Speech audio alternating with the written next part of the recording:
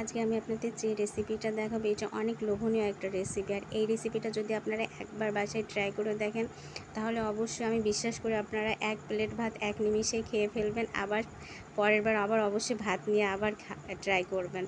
রেসিপিটা এত লোভনীয় যে কি বলবো, বলার মতন না। একবার হলে অবশ্যই ট্রাই করবেন আর আমাকে অবশ্যই কমেন্ট করে জানাবেন কেমন। রেসিপিটা হলো একদম সহজ সিম্পল রেসিপি, কিন্তু খেতে অসাধারণ, একদম দারুণ। এই যে কচু পাতা দেখছেন, কচু পাতার ভিতরে আমি আলু দিয়েছি কুচি কুচি করে কেটে। তারপরে মসুরির ডাল আমি আগে থেকে পানিতে ভিজিয়ে রেখেছিলাম যাতে খুব তাড়াতাড়ি সিদ্ধ হয়ে যায়। মসুরির ডালগুলো দিয়ে তারপরে আমি আস্ত করে মরিচ দিয়েছি, পেঁয়াজ দিয়েছি, রসুন দিয়েছি। যত মরিচ দিবেন ঝাল ঝাল হবে, পেঁয়াজ রসুনটাও বেশি দিলে খেতেও দারুণ লাগবে।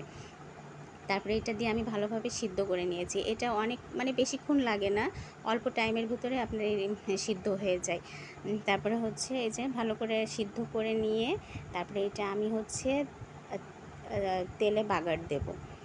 এই যে সিদ্ধ হচ্ছে, আপনারা যদি না খেয়ে থাকেন, ও হ্যাঁ একটা জিনিস বলতে মনে হয়, আমি এর ভিতরে ইলিশ মাছের মাথাও দিয়েছিলাম, যা দিয়ে আরও বেশি মজা লাগতেছিল।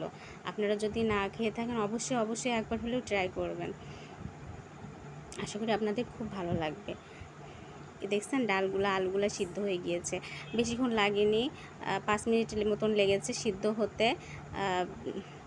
সিদ্ধ হওয়ার পরে তারপরে আমি এগুলো হচ্ছে তেলে দিব, তেলে ফোড়ন দিব। তেলে ফোড়ন দেওয়ার জন্য হচ্ছে আমি যে ভালো করে এটা কি বলেন আপনারা, আমরা ওরং বলি, ওরং দিয়ে আমি ভালো করে ঘুটে নিচ্ছি। এই যে ঘুটে নেওয়া শেষ। তারপরে আমি তেলে ভালো করে পেঁয়াজ আর রসুন দিয়ে এর ভিতরে আমি হচ্ছে দিয়েছি হচ্ছে জিরা আর হচ্ছে একটু পাঁচফোড়ন দিয়েছি।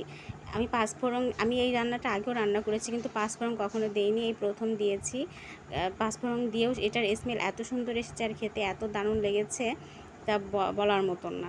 এই যে পাঁচফোড়ন আর পেঁয়াজ দিয়ে আমি ভালো করে নেড়ে, আমি এটা হচ্ছে ভিডিও ক্লিপ নিতে মনে নাই, তারপরে হচ্ছে আমি হচ্ছে শাকটা দিয়ে এর ভিতরে শাকটা দিয়ে আমি নামিয়ে নিয়েছি, সেটাও আমার ক্লিপ নিতে মনে নাই, দুঃখিত।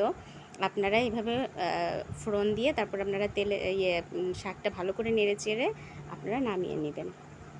নামিয়ে গরম গরম ভাতের সাথে পরিবেশন করবেন। আর কেমন হয়েছে আমাকে কিন্তু কমেন্ট করে জানাতে ভুলবেন না। তারপর আমি ইলিশ মাছ রান্না করেছিলাম। এটা ইলিশেরই একটা জাত, কিন্তু এটা ইলিশ না, কিন্তু ইলিশের মতনই খেতে, ইলিশের থেকে আরও বেশি মজা।